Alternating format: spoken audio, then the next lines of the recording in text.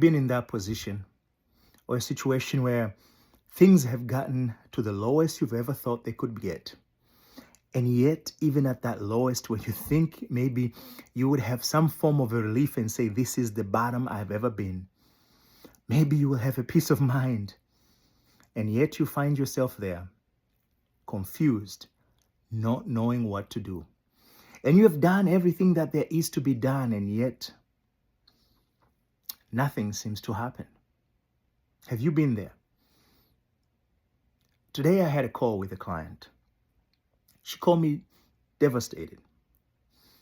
And she kind of just poured herself out, her pain, as we were having a conversation. She started crying on the phone. Her business had just shattered.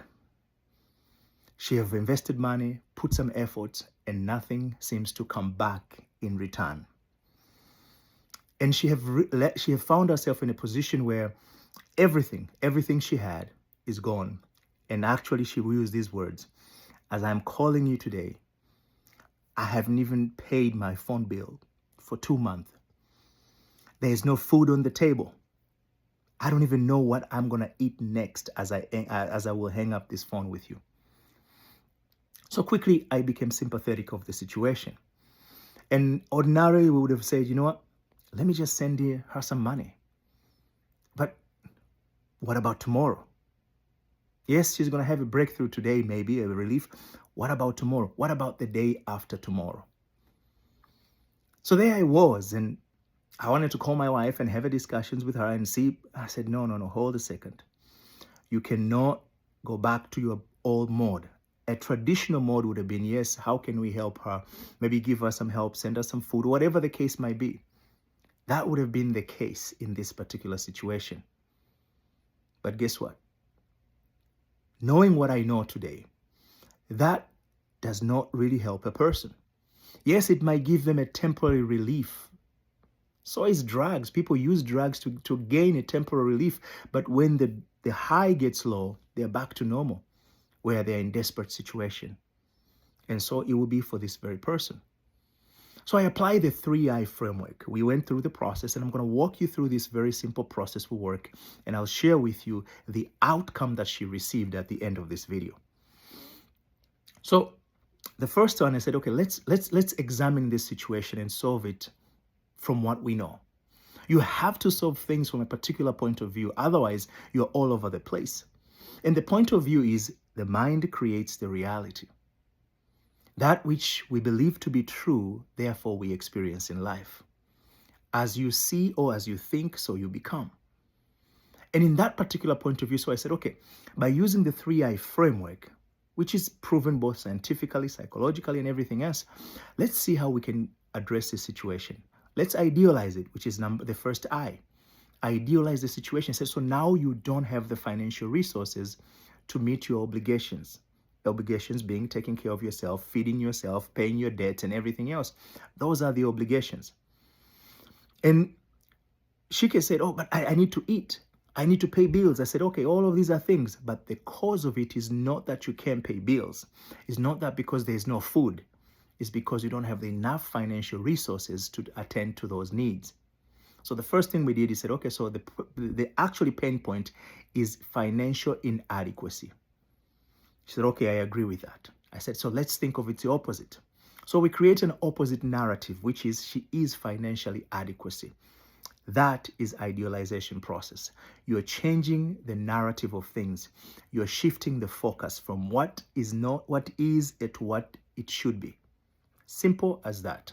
The second I, which is introduce. So we have to introduce that idea into the person's mind. And for her, I said, okay, let's use an affirmation, a simple affirmation. I am feeling amazing. Why are you feeling amazing? Because I am financially adequate. I can meet my needs. I can take care. I can buy whatever I want to buy. I can be able, and she went on and she was like on fire. She kept repeating these things. She's like, wow, I feel good about this idea.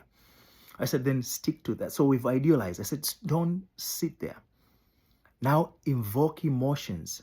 I know you said you feel good, but hold into that goodness you feel. And she did it. She said, we practiced while we're having this conversation on the phone.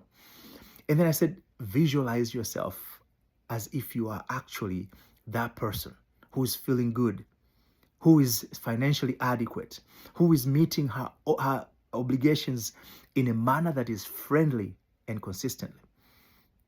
And she's like, wow, I like that idea. I like it. And we went through that exercise for a minute. I mean, we spent about a good amount of time or minutes in kind of crafting that and create that ideal vision in her mind. And she said, I can feel it. I can resonate with this. And this process, what it does, it changes an identity. It changes an identity from that which you feel inadequate to an identity of plenty, abundance, the fullness thereof.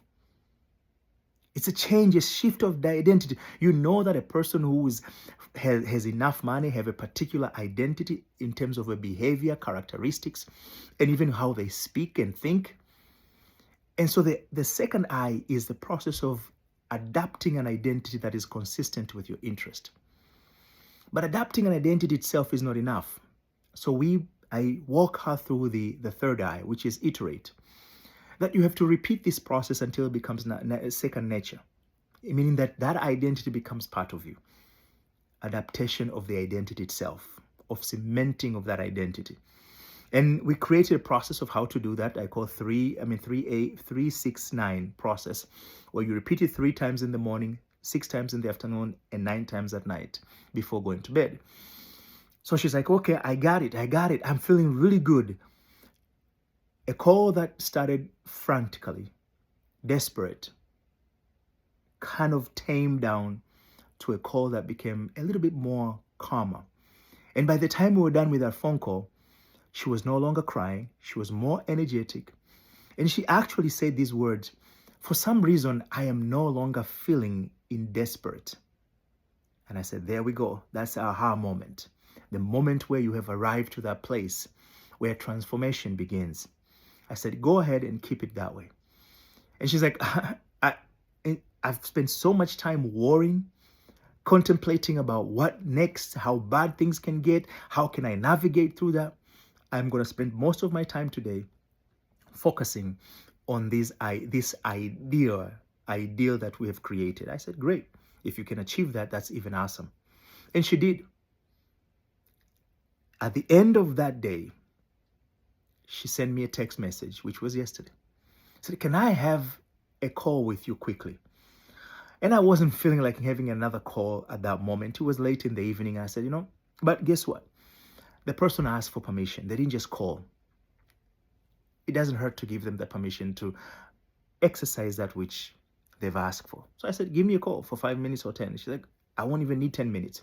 I just need 3 minutes of your time if you don't mind. I said, great. So she called me and she just was excited. She's like, you cannot believe what has happened. I'm like, try me.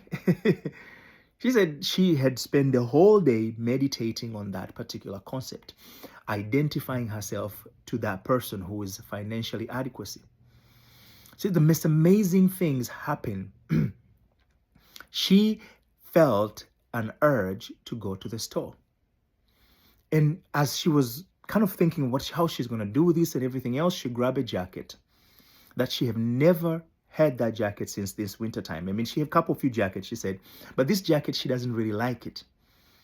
But she just grabbed that jacket. She's like, she was in a rush. She just kind of that spur of the moment, she grabbed the jacket. And as she had already stepped out of the door, she realized what jacket she grabbed. It is the jacket that she does not like.